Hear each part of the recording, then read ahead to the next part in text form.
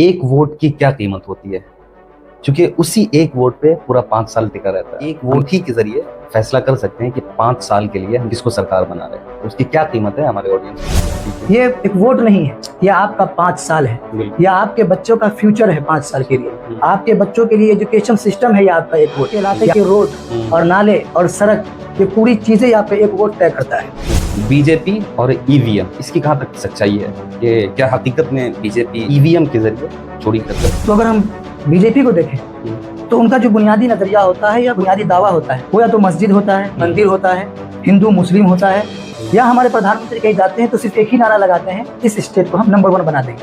नीतीश कुमार के मुतालिक बहुत ज्यादा ये मशहूर है, बल्कि लोगों ने देखा भी है कि वो पलटी बहुत मारते हैं। तो ये कहाँ तक आप इसे सही कहते हैं? मैंने पहले ही कहा कि बिहार है, कुछ भी मुमकिन है, लेकिन एक अलग से सियासत है। सियासत आप समझ नहीं सकते, लेकिन क्या एक ऐसे शख्स को जो अभी नया चेहरा है, जो अभी 7-8 साल से जमीनी सतह पर सिर्फ काम कर रहे हैं, क्या उनके मुकाबले में आ पाएंगे, उनको टक्कर दे पाएंगे या नहीं दे पाएंगे, ये सोचने की बात। इस मरतबा भी 10,000 रुपए देने का ऐलान किया गया है, लेकिन अब तक जो रिपोर्ट आई है बहुत सारी औरतों को ये पैसा नहीं मिला। हम बात की कि हम 20वीं विधानसभा से हैं, आज सैलाब है वहाँ पर, लोगों को खाने के लिए 5-5 दिन हो गए हैं, लोग खाने के लिए कुछ नहीं, न कोई नेता वहाँ तक पहुँच रहा है, न कोई सिस्टम वहाँ पहुँच रहा है, न कोई हेल्प, कोई मदद वहाँ तक पहुँच रहा है। चलने के लिए रास्ते नहीं है, लोग नाव का सफर कर रहे हैं और पैदल लोग जा रहे हैं, आधे आधे कमर में लोग डूबे हुए हैं, तब जाकर के वो एक दाल और चावल लेके आ पा रहे हैं खाने के लिए। अस्सलामु अलैकुम वरहमतुल्लाहि वबरकातुहू। तुम्हें से रहबर को वोट देना, वतन को जो महताब कर दे, उदास चेहरे गुलाब कर दे, जो जुल्मतों का निजाम बदले, जो रोशनी बेहिसाब कर दे। मोहतरम दोस्तों, हर साल की तरह इस साल भी बिहार में इलेक्शन का माहौल गर्म है। दुनिया भर से तमाम लोगों की निगाहें बिहार पर टिकी हुई है कि इस बार तीर का निशाना चुकेगा या कमल का फूल मुरझाएगा, या पतंग को ऊंचाई मिलेगी या लालटेन रोशन होगी। हर दफा हर नेता अपने भाषण में ये कहते हुए नजर आते हैं कि हम बिहार को लंदन बना देंगे, बिहार को जापान बना देंगे, बिहार को पेरिस बना देंगे। लेकिन अफसोस कि वो पिछड़ा बिहार, जिसमें अब भी कोई डेवलपमेंट नहीं, कोई एजुकेशन नहीं और कोई रोजगार नहीं। तो आइए आज के हमारे खास मेहमान हिजुल्ला साहब, जो 20वीं विधानसभा क्षेत्र जहां के सांसद फैयाज अहमद साहब है, वहां से ताल्लुक रखते हैं।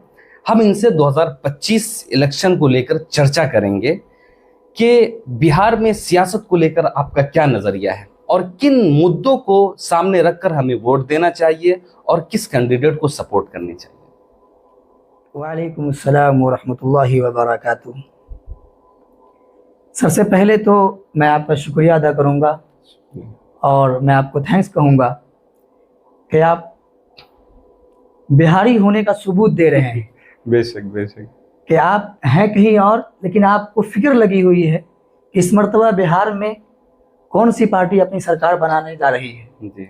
और उस मुद्दे पर, उस टॉपिक पर आप बात करने के लिए हमें बुलाए हैं जी। और आज मिल बैठकर उसी पे हम गुफ्तगू करेंगे। आपने बातों के दरमियान आपने ये सवाल किया कि बिहार के इलेक्शन को लेकर आपका नज़रिया क्या है जी। और मुद्दे क्या होने चाहिए जिस पर हम वोट डालें किसी भी पार्टी को। तो मैं कहूँगा कि बिहार की सियासत एक पहेली बनकर रह गई है, क्योंकि जब से मैंने होश संभाला है मैं यही देख रहा हूँ कि एक पहेली बन गई है। वो हम सोचते कुछ और हैं और होता कुछ और है। सही बात। सियासतदान तो बदलते हैं पर निज़ाम नहीं बदलता, सियासतदान तो बदलते हैं पर निज़ाम नहीं बदलता, गरीब आज भी 2 वक्त की रोटी को तरसता है। क्या बात है, बिल्कुल आपने सच्चाई को नक्शे में खींचने की कोशिश की। तो मुद्दा क्या होना चाहिए? पार्टी बहुत सारी है, हम देखते भी आ रहे हैं, लेकिन आज भी हम देखते हैं कि बहुत सारे लोग बिहार से बाहर जाते हैं काम करने के लिए, उन्हें बिहारी कहकर टॉर्चर किया जाता है, उन्हें गाली दी जाती है, उन्हें सबसे कमतर समझा जाता है। सही बात। तो हमें ये देखना पड़ेगा कि आज कौन सी पार्टी किस मुद्दे पर बात कर रही है और कौन सी पार्टी यहाँ रोजगार देने की बात कर रही है, नॉलेज को बढ़ावा देने की बात कर रही है, एजुकेशन सिस्टम को बेस्ट बनाने की बात कर रही है, और जो रोजगार देने की बात करेगी उसको हम वोट देंगे और उसको हमें देखना पड़ेगा। हम चेहरा न देखें, हमारे हल्के से कौन है, हमारे असेंबली में कौन खड़ा है, हमें पार्टी भी देखनी पड़ेगी कि सरकार किस पार्टी की आएगी तो हमें फायदा हो। बिहार में जो चुनाव है, आरजेडी है, जेडीयू है और कांग्रेस है, पीके है, और AIMIM है, ये सारी पार्टीज है, तो इसमें किसका पलड़ा भारी आपको ज्यादा नजर आ रहा है? देखिए, आपने जितनी भी पार्टी का नाम लिया है, पार्टी सब लड़ेंगी, लेकिन कोई अलग अलग होकर के नहीं लड़ रही है जी। सबसे पहले कि ये बिहार है, यहाँ कुछ भी मुमकिन है। अगर बिहार हो तो कुछ भी, बिहार है तो मुमकिन है, कुछ भी मुमकिन है वहाँ। सही बात। सबसे पहले अगर हम नजर डालें बिहार के अलायंस को, तो आप देखें, गौर करें थोड़ा कि क्या कमल के साथ तीर को होना चाहिए था? क्या लालटेन के साथ हाथ को होना चाहिए था? बल्कि लालटेन के साथ चिराग को होना चाहिए था। सही बात। लेकिन चिराग बीजेपी के साथ, लालटेन खाली है चिराग से। तीर को कमल के साथ नहीं होना चाहिए था, लेकिन तीर कमल के साथ है। सही बात। तो अब तक जो अभी सिचुएशन है वहां की, वो हम ये देख रहे हैं कि आरजेडी का पलड़ा थोड़ा भारी नजर आ रहा है। क्योंकि हम देखें तो नीतीश कुमार जो जेडीयू के और अभी हमारे मौजूदा वजीर आला भी थे, तो इस मर्तबा हमको कोई चांस नहीं लग रहा कि वो अगली मर्तबा भी वजीर आला रहेंगे। अच्छा। क्योंकि हम देखें कि अभी जो अलायंस किया है बीजेपी और जेडीयू, दोनों ने बराबर सीट लिया है। 101 पे ये भी लड़ेंगी, 101 पे वो भी लड़ेंगी, और बाकी सीटों हो सकता है टक्कर यहाँ पर है। अब देखना ये है कि ज्यादा सीट किसकी आती है। अगर जेडीयू की सीट कम आती है तो इस मर्तबा तो कंफर्म है कि नीतीश कुमार अब वजीर आला नहीं बन पाए। नीतीश कुमार के मुतालिक बहुत ज्यादा ये मशहूर है, बल्कि लोगों ने देखा भी है कि वो पलटी बहुत मारते हैं। तो ये कहाँ तक आप इसे सही कहते हैं? मैंने पहले ही कहा कि ये बिहार है, कुछ भी मुमकिन है, लेकिन एक अलग सी ये सियासत है।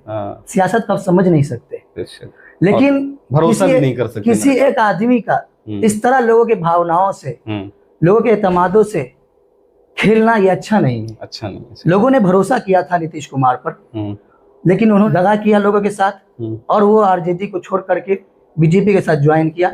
इस वजह से इस मर्तबा के इलेक्शन में बहुत बीजेपी की बात सुनते हुए और इलेक्शन के टाइम को देखते हुए एक ही चीज ध्यान में आती है, बीजेपी और ईवीएम, इसकी कहाँ तक सच्चाई है?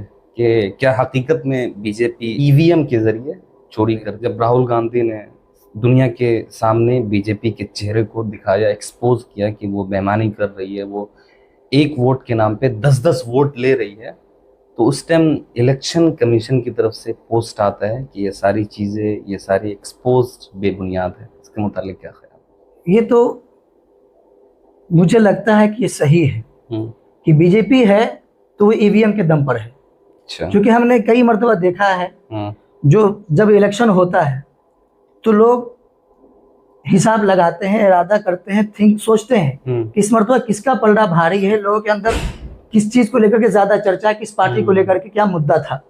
हमने कई मर्तबा ऐसा देखा, बिहार में ही भी देखा। 2019 के अंदर लोगों का कहना था, ये पूरा माहौल बना हुआ था कि इस मर्तबा तेजस्वी की सरकार आनी है, आरजेडी आ रही है, कंफर्म है। लेकिन ऐन वक्त में जब जब गिनती शुरू हुई, हमने 4 बजे तक, 5 बजे तक सुना कि फला पार्टी जीत रही है, फला कैंडिडेट जीत रहा है। लेकिन इमीडिएटली मैंने फिर सुना कि वो अब दूसरे सीट पर दूसरे लोग जीत गए, वहां से अब बीजेपी जीत रही है, वहां से जेडीयू जीत रही है, इस तरह के सुने। और जो राहुल गांधी है, उन्होंने जो अभी एक्सपोज किया है, हमें लगता है सही है, ये हकीकत है।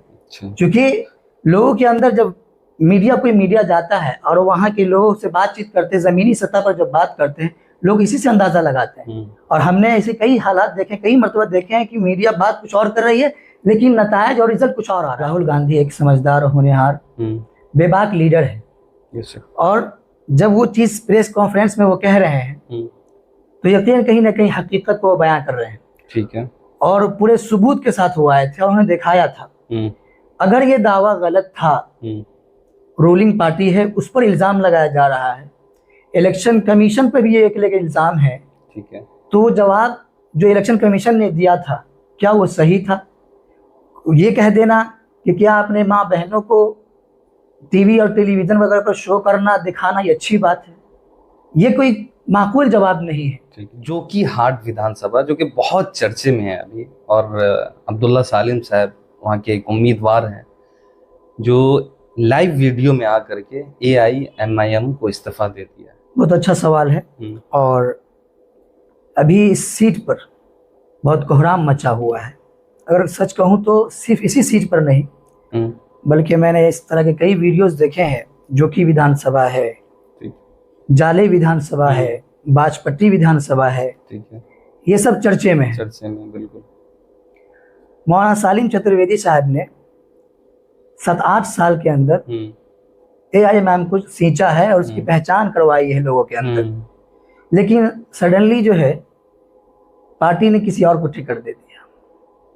ये कहाँ तक सही है, कहाँ तक गलत है, इसमें पार्टी ने क्यों ऐसा फैसला लिया, ये पार्टी तय करेगी। ये पार्टी के ऊपर है।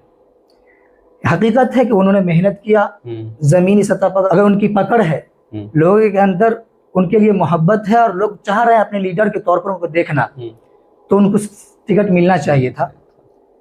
लेकिन मैं कहता हूं कि हम इस पर भी गौर करें कि उनके सामने मद्दे मुकाबिल कौन है। ठीक है, वहाँ जो कि हार्ट सीट है, यहाँ पर एक शख्सियत गुजरी है, सलीमुद्दीन साहब, जिनके खानदान अब तक लगभग अगर हम बात करें तो 53-54 साल से उनका दबदबा है और अब तक उनको कोई हरा नहीं पाया है। पिछली मरतबा जो विधानसभा में मजलिस इत्तेहादुल मुस्लिमीन ने अपनी सीट निकाली थी वहां से, और फिर बाद में जाकर उसने RJD ज्वाइन किया था, वो भी उसी खानदान से था। अच्छा। और इस मरतबा वही शख्स RJD से आ रहा है और उसी का अपना सगा भाई जन स्वराज पार्टी से आ रहा है। ठीक है। और मजलिस इत्तेहादुल मुस्लिमीन ने अपना टिकट मुखिया मुर्शिद को दिया है। तो अब देखना ये कि इसके मुकाबिल में कौन है, जिस शख्स की इतनी तगड़ी पहचान हो और इतने पावर में हो, एक लंबा अरसा से वो लोग वहां पर सियासत कर रहे हो, तो क्या एक ऐसे शख्स को जो अभी नया चेहरा है, जो अभी 7-8 साल से जमीनी सतह पर सिर्फ काम कर रहे हैं, क्या उनके मुकाबिल में आ पाएंगे, उनको टक्कर दे पाएंगे या नहीं दे पाएंगे, ये सोचने की बात। अब्दुल्ला सालिम साहब चतुर्वेदी एक आलिम दीन है, ठीक है, और एक फैन फॉलोइंग है उनकी अच्छी खासी है, शोहरत है। लेकिन मैं उन पर कोई टिप्पणी नहीं करूंगा, न मैं कोई पार्टी पर कोई टिप्पणी कर रहा हूँ, रिकमेंडमेंट कर रहा हूँ मैं। ठीक है। मैं ये कहना चाह रहा हूँ कि आप सिचुएशन को भी आपको देखना पड़ेगा। मैंने जैसा कि अभी कहा कि सरफराज साहब हैं, शहनवाज साहब हैं, मुखिया मुर्शिद है, ये 3 ऑलरेडी मुसलमान वहां से खड़े हैं, इनकी सीट कंफर्म है, ये लोग वहां से खड़े होंगे। अब्दुल्ला सालिम साहब भी खड़े होंगे आजाद पार्टी से, 4 हो गए। अब ये देखना है कि जेडीयू या बीजेपी किसको भेजती है। अच्छा। तो अब इस सिचुएशन में कितने मुस्लिम कैंडिडेट हैं, फिर किस पार्टी का यहाँ पर फायदा होगा, कौन अपनी सीट निकाल सकता है, ये भी देखना पड़ेगा। ये भी देखना पड़ेगा। सही बात। से अपना फायदा या किसी पार्टी का फायदा आप न देखें, बल्कि आपको किस पार्टी को हमें रूलिंग में होना चाहिए, किसको हम देखना चाहते हैं सरकार के तौर पर, उसको भी हमको देखना पड़ेगा। तो इस सारे हालात को मद्देनजर रखते हुए तब आप खड़े हो या कोई फैसला लें तो बेहतर है। अभी बिहार में इलेक्शन की बातें चल रही है, गहमा गहमी है, लोग एक दूसरे के मुतालिक भाषण दे रहे हैं। ठीक है, हम जिस पार्टी को चॉइस कर रहे हैं वो पार्टी आ जाती है, जीत जाती है, उसके बाद हमारी क्या उनसे एक्सपेक्टेशन रहेगी बिहार को लेकर, बिहार में किन चीज़ों की कमी है और किन चीज़ों के मुतालिक हम बिहार की सरकार से मांग कर सकते हैं। ये बहुत अच्छा सवाल है आपका। देखिए, मैं इस पे ये कहना चाहूँगा कि अगर हम बुनियादी तौर पर देखें तो जो स्टेट लेवल की पार्टी है JDU और RJD, और नेशनल लेवल की जो पार्टी है वो है बीजेपी और कांग्रेस। ठीक है। तो अगर हम बीजेपी को देखें तो उनका जो बुनियादी नज़रिया होता है या बुनियादी दावा होता है, वो या तो मस्जिद होता है, मंदिर होता है, हिंदू मुस्लिम होता है, या हमारे प्रधानमंत्री कहीं जाते हैं तो सिर्फ एक ही नारा लगाते हैं, इस स्टेट को हम नंबर 1 बना देंगे। आप आज देख ही रहे हैं कि कौन सा स्टेट नंबर 1 पर है, या वहाँ क्या डेवलपमेंट हुआ है बीजेपी के आने के बाद। और अगर हम बात करें फिर JDU की, तो हमारे जो नीतीश कुमार हैं, उनका भी एक ही नारा होता है, लड़की की एजुकेशन, लड़की को तरक्की देना, उनकी हिफाजत के बारे में, उनको साइकिल देना, उनको 10,000 रुपये भेज देना, 5,000 रुपये भेज देना। ये हर इलेक्शन के टाइम पर होता है और हम और आप देखते हैं, और इस मरतबा भी देख रहे हैं। इस मरतबा भी 10,000 रुपये देने का ऐलान किया गया है, लेकिन अब तक जो रिपोर्ट आई है, बहुत सारी औरतों को ये पैसा नहीं मिला। लेकिन सवाल ये है कि ये किस वजह से ये पैसा दिया जा रहा है? क्या इलेक्शन की वजह से दिया जा रहा है, या वो सरकार है पब्लिक को खुश करने के लिए दे रहे हैं, या उनका अपनी जिम्मेदारी अदा कर रहे हैं? ये सवाल है। यकीनन है कि इस मरतबा जो अभी पैसा का ऐलान किया है वो बिल्कुल इलेक्शन के करीब में, ये इलेक्शन जीतने के लिए कर रहे हैं वो। लेकिन अगर आरजेडी की तरफ देखें तो तेजस्वी यादव का जो इस मर्तबा का नारा है वो कुछ डिफरेंट है, वो कुछ अलग है। ये एक युवा नेता है, एक नौजवान है और अलग अलग तरह की सोच और विचार लेकर को इस मर्तबा मैदान में उतरे हैं और बहुत तरह की चेंजिंग की वो बातें कर रहे हैं, जहाँ पर वो शिक्षा की बात कर रहे हैं, एजुकेशन की बात कर रहे हैं, रोजगारी की बात कर रहे हैं, बिजली की बात कर रहे हैं, गैस सिलेंडर की बात कर रहे हैं, स्वास्थ्य की बात कर रहे हैं। बहुत सारे मुद्दों को लेकर वो इस मर्तबा मैदान में है। तो इस मर्तबा जो है आरजेडी आए, उनको मौका मिले, तेजस्वी यादव आए, सरकार कुर्सी पर बैठे और फिर हम 5 साल में देखते हैं कि वो क्या डेवलपमेंट बिहार में जिन्होंने वादा किया था क्या वो उनको पूरा कर रहे हैं कि नहीं कर रहे। तो हम इस मर्तबा जो है उनको सरकार के तौर पर तेजस्वी यादव को देखना। लास्ट में मैं आपसे एक सवाल करूंगा कि एक वोट की क्या कीमत होती है, क्योंकि उसी एक वोट पे पूरा 5 साल टिका रहता है। हम एक वोट ही के जरिए फैसला कर सकते हैं कि 5 साल के लिए हम किसको सरकार बना रहे हैं, तो उसकी क्या कीमत है हमारे ऑडियंस को बिल्कुल कि ये एक वोट, इसकी क्या कीमत है। ये 5 साल के लिए एक कैंडिडेट को, एक सरकार को, एक पार्टी को चुनता है जो आपके बिहार में या आपके इलाके में क्या डेवलपमेंट कर सकता है, क्या तरक्की कर सकता है, क्या बेहतर कर सकता है, ये चुनता है आपका एक वोट। तो मैं लास्ट में लोगों से यही कहना चाहूँगा या अपील करना चाहूँगा कि आप किसी भी पार्टी की बातों में आकर, किसी की मोहब्बत में आकर या किसी पैसे के लालच में आकर आप अपना एक वोट न गंवाएं। ठीक है, ये एक वोट नहीं है, ये आपका 5 साल है, ये आपके बच्चों का फ्यूचर है 5 साल के लिए। आपके बच्चों के लिए एजुकेशन सिस्टम है ये आपका एक वोट। ये आपके इलाके के रोड और नाले और सड़क, ये पूरी चीजें आपका एक वोट तय करता है।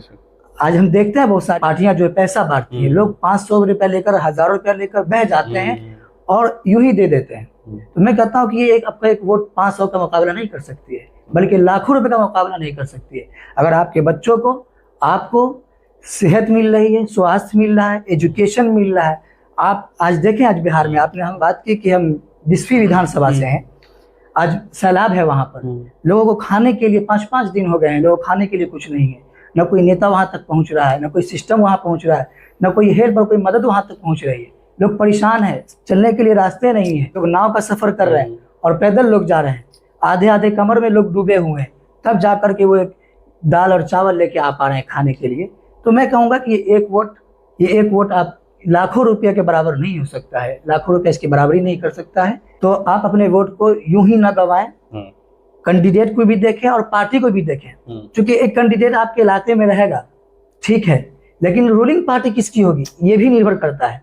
आपके इलाके में कैंडिडेट किसी और पार्टी से है, लेकिन रूलिंग पार्टी कोई और है, फिर जो फायदा होना चाहिए वो नहीं हो पाएगा। सही बात। तो इसलिए दोनों को देखना है, दोनों को मद्देनजर रखना है कि क्या बेहतर है, उसी एतबार से आप अपना वोट डालिए, किसी के बहकावे में ना आइए और 5 साल अपना महफूज कीजिए और मुस्तकबिल को अपना रोशन बनाइए। थैंक यू, जज़ाकल्लाह, बहुत बहुत शुक्रिया। दोस्तों, वीडियो अगर आपको पसंद आए तो आप भी अपनी राय कमेंट में दीजिए कि हमें किसकी सरकार बनानी चाहिए और कौन हमारे बिहार को संवार सकता है, सुधार सकता है और वहाँ की सारी चीज़ों को ठीक कर सकता है। जज़ाकल्लाह खैरन जज़ा। वीडियो अच्छी लगी तो शेयर कीजिए।